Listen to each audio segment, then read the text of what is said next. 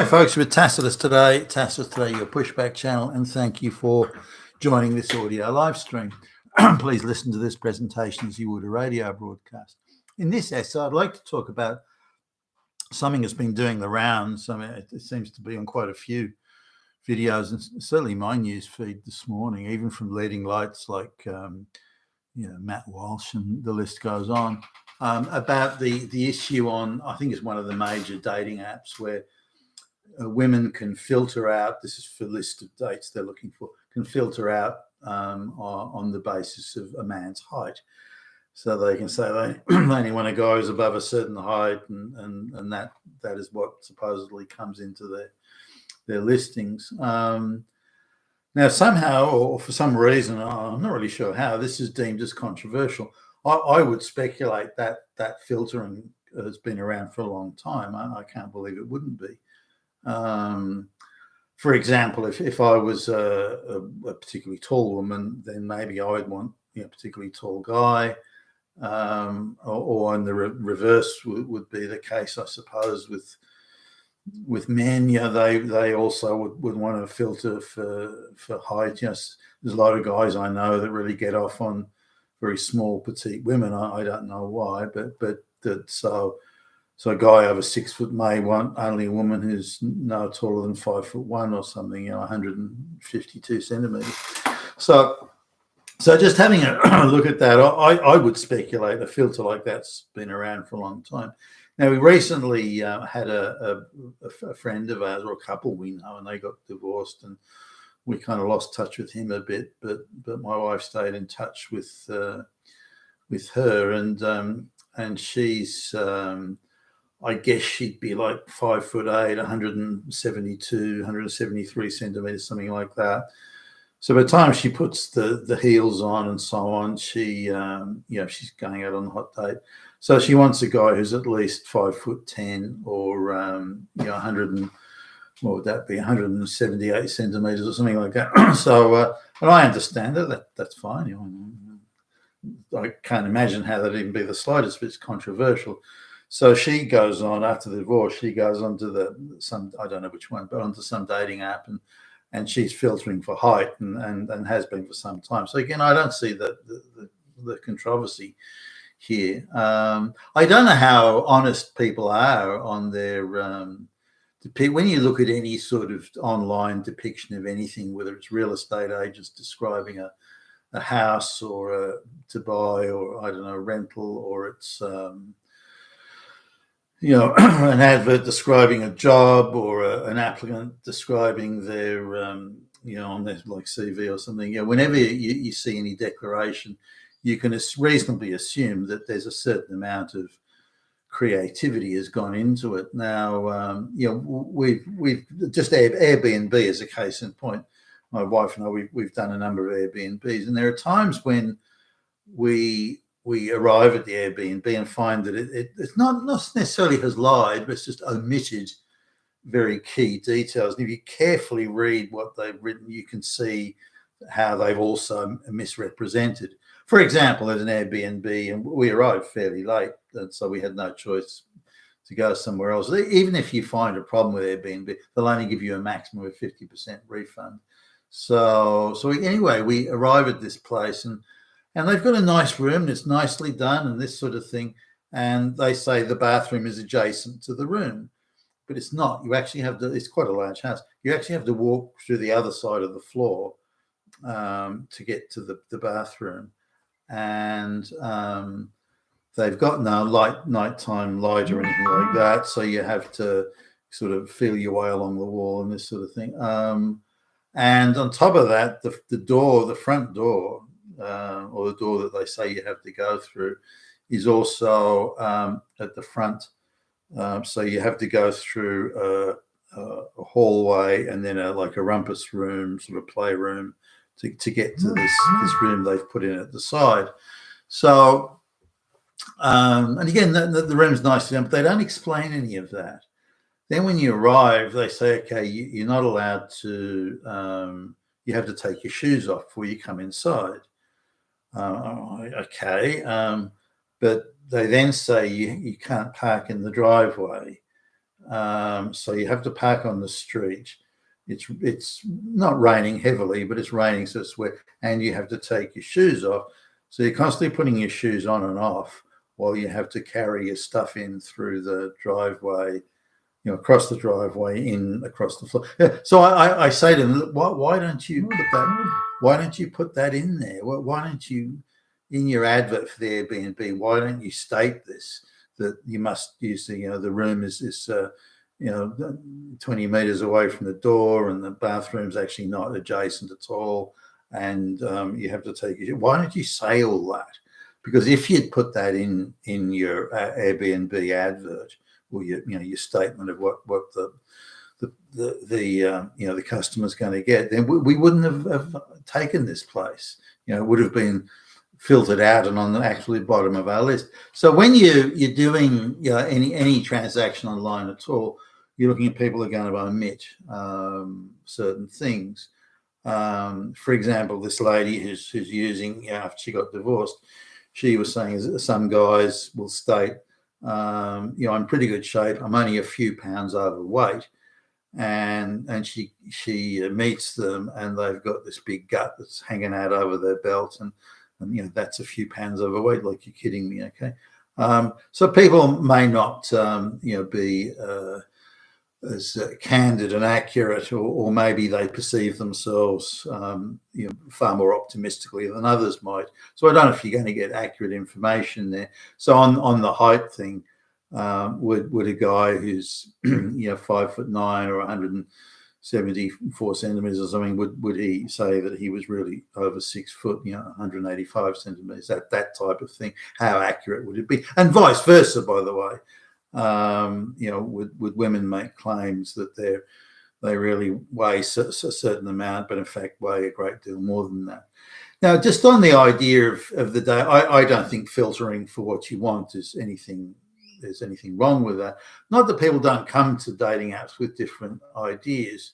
This lady started off thinking that maybe she would find romance, but she found that the only guys that were worth, where she could imagine a romantic situation, they were divorced and they were paying so much money in child support and alimony that they were, financially not viable. Now you can say, well, that's a callous term, but she's not a young woman anymore. She's in she'd be 40 or something. So still in pretty decent shape, but she's 40 odd, and so she would. She's saying, well, I don't have much time left, so I can't afford to get into a relationship with someone where I have to slowly build up again.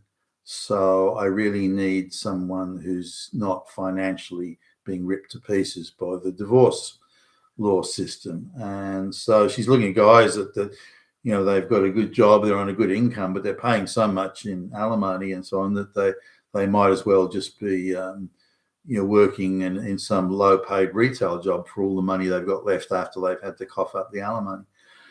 So, which is a huge societal problem. So you're saying they're the only guys worth. Now, they're the guys have been single. They've either never been married, or they just go into serious. So in her description, at least, go into sort of short-term serial monogamy, maybe. But they're not really romantic material. So in her assessment, so they're only good to get laid.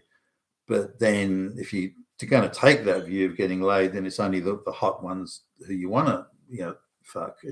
You don't want to have someone who's quite mercenary but is also there's no chance for a romantic relationship, and they're not hot looking. So inevitably she goes towards, and you could see this evolution as she'd come over and visit, and she would describe the evolution of how she was getting on with these dating apps. I think she's on more than one.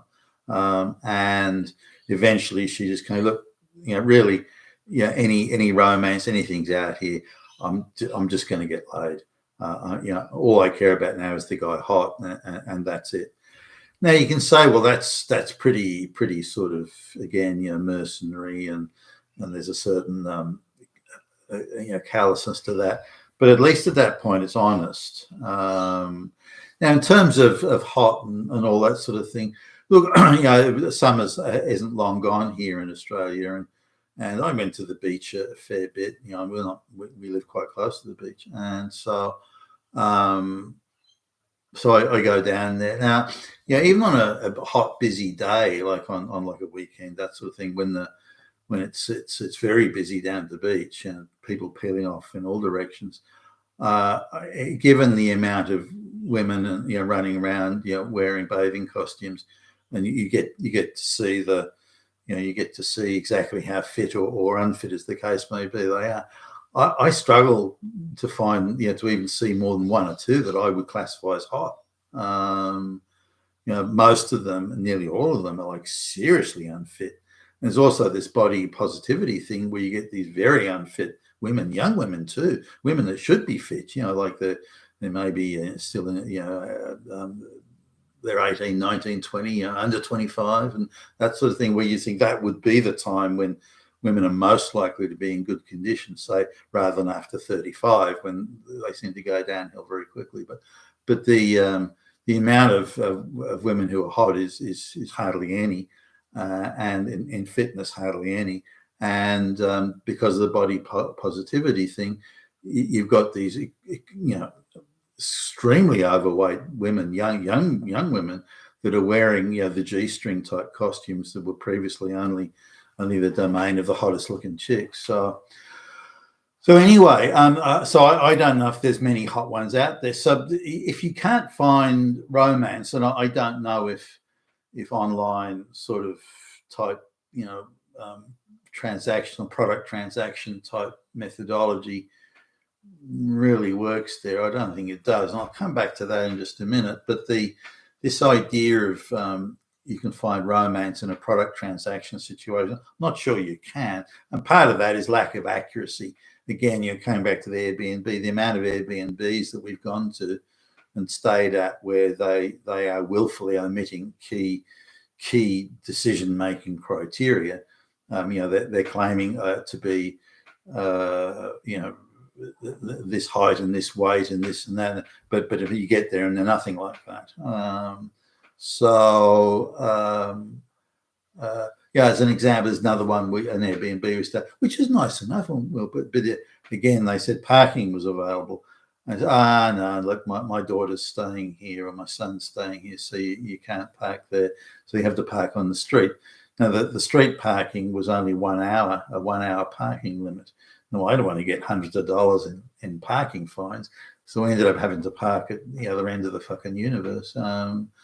Now, in another one, they had a full length window that went the whole length of the room. It's quite a spacious room, but there was no curtains on it, and there's no blinds or anything.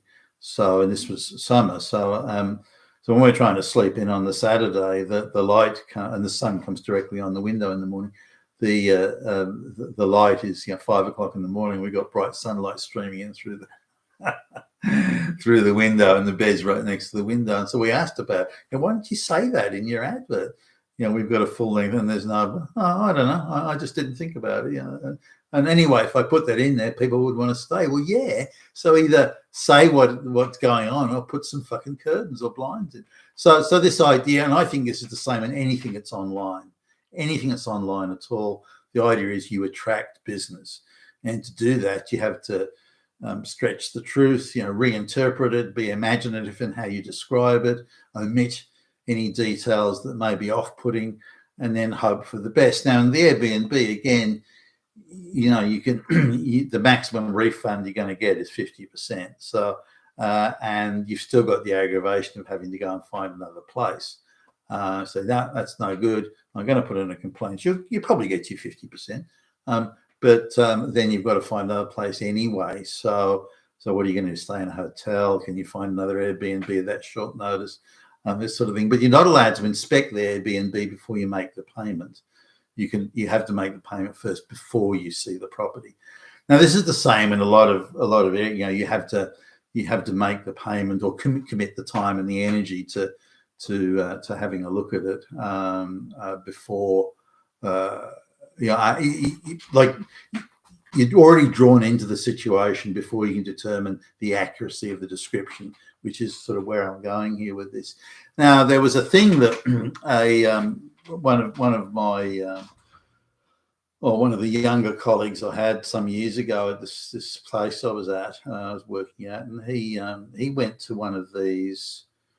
I don't know if they're still around. I think they were called speed dating or quick dating or whatever. But the deal was that five, for example, five men and five women would go into like a little cubicle type thing, and same way that say some of these multinationals come and conduct quick and dirty interviews at universities and things like that. So they rotate around so that as I understand it, each guy gets to meet each girl and each girl to meet each guy, and you got 5 minutes or 3 minutes, or there was a short time window, and in that time you had to determine whether or not you wanted to see them again or talk some more or go out on a date or whatever the case may be. And this was derided as a meat market, that it was people just going there to get laid and this sort of stuff. Now that may have been true, but the thing about it was the honesty of it. You get to see the person, hear them speak, look at them, see them, meet them, shake hands, whatever. You get to see it, and on that basis, and it's a limited basis, you're unlikely to find your lifelong spiritual partner in a couple of minutes there, but at least you can look and make basic, more primal considerations. Am I interested in would I fuck this person? That type of thing. Now that doesn't mean that it's only ever going to be that. You may think, wow, that chick is smoking hot, or the girl thinks that guy is smoking hot, and that's a start. Maybe all they do is get laid. And then that's the end of it. They don't see each other again. Maybe they've got this sort of fuck friend type thing that I've known quite a few women do, actually. This idea that I don't want to. There's this lady I knew. In fact, she was a work colleague, and she was I can't remember what she did. I think she was in the marketing department, and she casually sort of mentions one day that she doesn't have steady boyfriends. She just has fuck friends. And I remember at the time I hadn't heard the term before. I didn't know what it meant. I mean, the name is reasonably clear, but so she explains it in, and she was talking about it in quite practical terms, as if she was, I go to the shop because I need to buy my groceries, or so. She had that tone and manner of describing it to me. So I said, look, there's guys that I wouldn't dream of marrying or really spending any time with, but they're useful as fuck friends. So if I'm feeling, this is her description, if she's feeling horny, she can call one of them up and say, hey, I'm feeling horny, can you come over? And that type of thing. And she thought that was a happy arrangement. And there was one guy who lives in the same block of apartments that she lives in, and apparently she calls, so she claims, she calls on him quite regularly. And I said, well, if you're getting him to come over quite regularly to give you services, then why wouldn't you want to date the guy? Well, date the guy? Are you kidding? He's a fucking asshole. He's only good for getting laid. And so I don't know how you can fuck someone who you think is an asshole. And then she fessed up to these guys come over and jump her, but she's thinking of Hollywood movie stars. She's almost using them as a masturbation device. She's thinking of Hollywood movie stars, I don't know, Brad Pitt or something, while these guys are humping her. And so I struck me as completely defeating the purpose of the whole exercise. It became some sort of strange crossover from fantasy to reality to back again and so on. But came back to this this idea of selecting people based on their height or other characteristics. Maybe people like folks with dark hair or blonde hair, or those sorts of things. So the idea of being able to filter for things that you like or find attractive, that seems to me eminently sensible. Does it degrade the exercise into something like a product transaction? Well, sure it does, but that doesn't mean that you don't like those things. So I see that as being, the filtering for height or anything else for that matter is as being sensible and practical, because that's what you're most attracted to. Now, that doesn't mean that something can't come out of left field that you find attractive you wouldn't otherwise or ordinarily, but that's an organic thing, and it can only happen organically in situ. You can't do that, I don't think, in something like a dating app where you've only got a certain amount of time. Another thing this lady complained about, that she was saying that she has to put so much time in. This is into the dating apps. She has to put so much time into it that it's effectively a full-time job. So she's spending 20 plus hours a week, posting and filtering and responding and this sort of thing, and having to ask more and more piercing type questions and clarification type questions, because she's sick of going out and meeting someone that says for example, that says they're 6 foot, 183 centimeters, but she gets there and finds that they're not, and they just wear platform shoes or something, or lifts, and they say, well, I'm wearing lifts, that kind of makes me close to 6 foot. What's your problem? So people that have an interesting or creative interpretation of the truth or accuracy, they're running a sort of a narrative rather than an accurate description. So she complains about that the amount of time she wastes. Another time she complained she went to meet some guy that sounded all right, and turns out he'd had some sort of like a motor vehicle accident, something like that, and so he had to walk with the aid of a walking stick or crutches or something. And he said, well, look, it's not a problem, because I will, recover from this. And okay, so I'm overweight and this and that and the next thing at the moment, but that's only because I can't exercise. But when my leg gets better and heals, then I will be able to exercise, and I'll be back to fighting fit again. And so she concedes this and says to me, look, yeah, as she describes it to us. Okay, now I get that, but that's not how it is now. Why didn't you tell me? Why didn't you give me accurate information? I've now come to meet you and this sort of thing, and to find that you're nothing like how you described yourself. Oh, well, why not? If I told you I was walking around on crutches, you wouldn't come to meet me. Well, exactly. The give information. So she's complaining about the amount of time she has to put into people who are giving fake and false and bullshit information. And I agree. I agree. Well, why would anyone would get upset about that? But I think that's the reality of people trying to make their product appear far more attractive than it is in reality, and saying that they're tall and super fit and they kick ass and so on, when in fact they're not. But again, just on a proportion basis, going down the beach, there's not many hot people around, or not as I would perceive it, at least. There's not, and if that beach, for example, was a dating app thing, this is when I was down at the beach on a hot day. If that beach scene was a dating app, I think I'd reject pretty much every, again, apart from the odd one or two. I'm in my 60s now, so and the ones that were hot were probably, I don't know, about 25 years old, maybe not even that old. So they're hardly going to look sideways at someone like me. So the idea of dating apps, if they're not accurate, it debases the value for everybody. And but if it's absolutely accurate, then only the hottest people or best looking, or I don't know, wealthiest or whatever, all of the above, are going to cut it. Now, coming back on the women being able to filter by height, again, which I don't see as controversial, but there are a number of men apparently complaining, well, that's it's prejudicial because it's not taking into account their human value. So they're saying, well, if you're not over the height of X, then not interested, thus their human value is disregarded. I mean, you could do the same with women. So if you're not fit and slim, then your human value is disregarded. But that's the whole idea. You'll end up, if you're going to go just on looks and on criteria from a dating app, you automatically will gravitate towards your ideal sort of thing of I want the guy who's works out in the gym. He's tall and he's got a good job. He's got a fuckload of money, and you're going to gravitate naturally towards that because those are the things.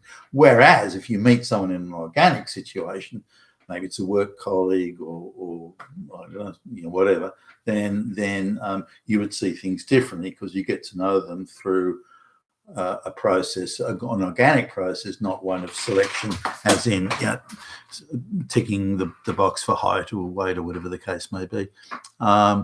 Coming back now to the honesty of it, the speed dating or quick dating, whatever they called it, as crude and as vulgar as it is, and it is, and as much as it's a kind of a meat market, really, because you've got 2 or 3 minutes, however long it is, and really the only thing you can decide, unless someone really puts you off, the only thing you can decide in that time is, do I want to fuck this? But would I fuck this person? Are they hot enough to get me horned up to fuck that? That type of sort of decision-making process.